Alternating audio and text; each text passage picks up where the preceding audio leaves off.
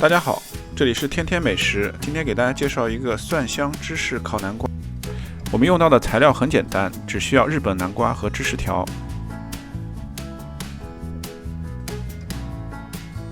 这次就烤半个南瓜，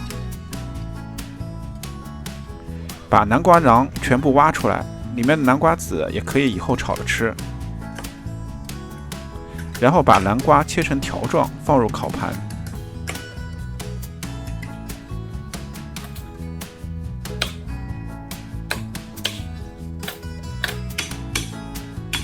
再拍几个大蒜，切成蒜蓉，也放入烤盘。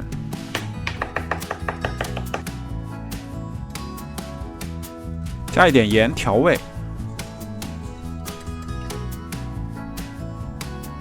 再加几勺花生油，撒一点黑胡椒粉，再撒点欧芹碎，然后给加好料的南瓜好好做一个按摩。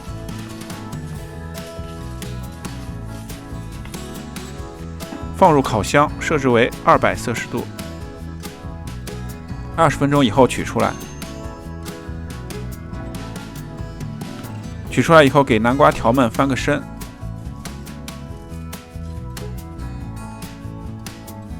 再撒上足量的芝士碎，